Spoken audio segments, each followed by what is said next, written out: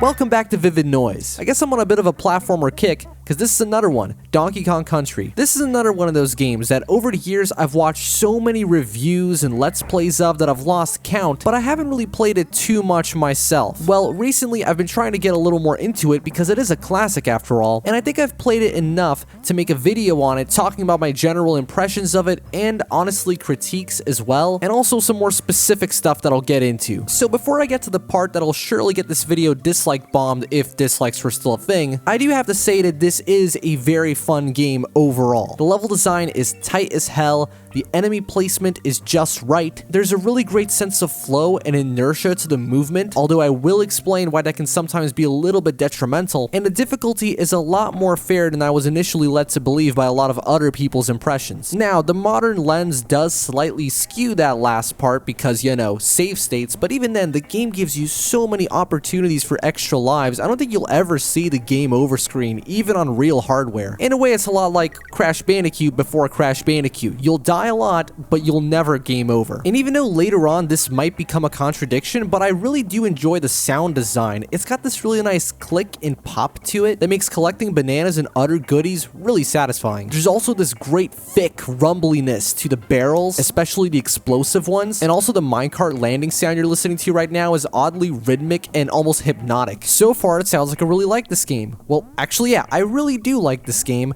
but there is something holding it back from being a top 5 Super Nintendo platformer in my opinion, and that is arguably the most important aspect. The controls themselves. Now, I mentioned that the controls have a great sense of flow and inertia, but I think the game can go too far with that sometimes. Donkey Kong Country might just be the only 2D platformer where I'm always thinking about whether or not I want to be running or just walking normally, you know, holding down the run button or not. And the only reason it's like that is simply because Donkey Kong and Diddy Kong are kinda slippery, especially when dealing with death-defying jumps over narrow platforms and ledges. It can be a serious gamble as to whether or not you'll make it. No, seriously, you have no idea how many takes it took for me to get through some of these levels in this video because of that. I was playing a lot more carefully than I normally would. Don't get me wrong, the controls are in no way a game killer, but they definitely took me a lot longer to adjust to compared to your Marios or Mega Man X's or even some other more inertia-based platformers like a Sonic or a modern Rayman. And there's also another issue with this game, which you can't really solve without taking away a large part of this game's identity. It's what you've been looking at this whole time, the pre-rendered visuals. Now, I must say,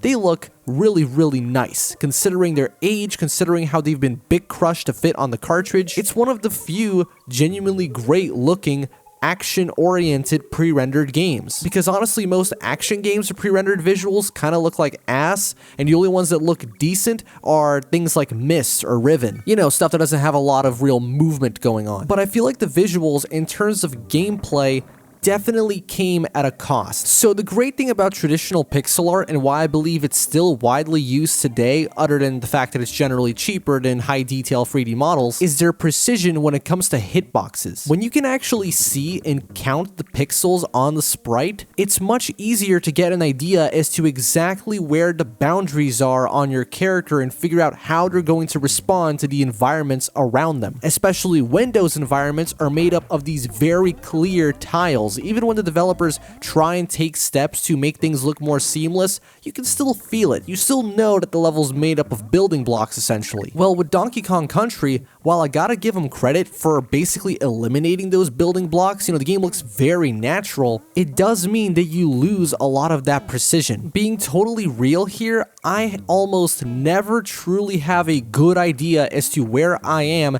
in 2D space in this game. When I'm dealing with some really simple platforming, it's not a big deal, but oftentimes when the game combines that platforming with more enemies and stage gimmicks and animal partners as well, like you're seeing here, I find myself just praying most of the time when making jumps, because it's never perfectly clear to me exactly where the boundaries are on my character. There are times when I feel like I should have gotten hit there, but I somehow kind of clipped through, and other times where I swear to God I was not near the enemy, but apparently I was. Now again, I'm sure that this will go away with time. If I played this game a hell of a lot more, then yeah, I'd probably get completely accustomed to the specifics of the hitboxes. But as someone who doesn't exactly have years of experience with this game like a lot of other people do, that's the impression that I get, that the game is just a little bit imprecise. And if you're wondering how I feel about that in the Returns games, well, it's not an issue there because of the way 3D space works when it's being rendered in real time. So those are my gameplay related gripes out of the way, but there's something else I want to talk about when it comes to DKC. And here I'm referring to the original first and foremost, not so much the sequels. I don't know if it's just me, but Donkey Kong Country is a very somber game. And no, I'm not just talking about aquatic ambience, although that is an absolutely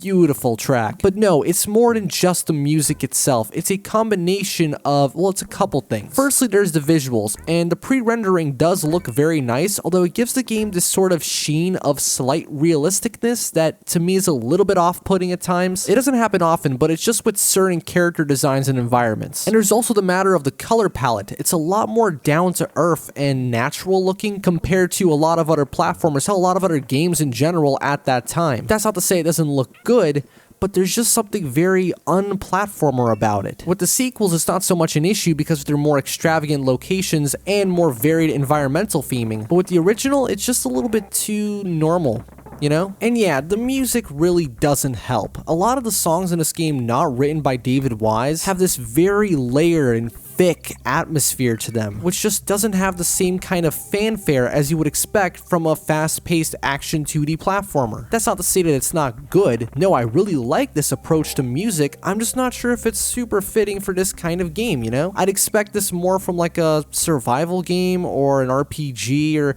I don't know, something that's just not quite as fast in its pacing, I guess. This is again something that the sequels pretty much completely alleviate. I mean, DKC 2's soundtrack, it has its levels of emotion, but it's certainly a more platformery soundtrack. Also, shout out to DKC Free's GBA soundtrack, because that shit is actually fire. I listened to it recently. So I guess the overarching reason this game just has such an overbearing sadness to it, in my opinion, is just the way that it subverts expectations for its own genre. So when you play a Mario game, when you play literally any 2D platformer from the 90s, or just any 2D platformer period that's not trying to be some deep and kind of horror-esque indie platformer thing that you might see nowadays. For the most part, what you would expect is the game cheering you on, treating you like you're the chosen one, like you're the main character of this story, because as far as the game's concerned, you are. Okay, Donkey Kong Country does have its fanfare as well, like the little jingle that plays when you beat a stage, or the awesome music that plays in the bonus rooms, but those few tracks really aren't enough for me to ignore just how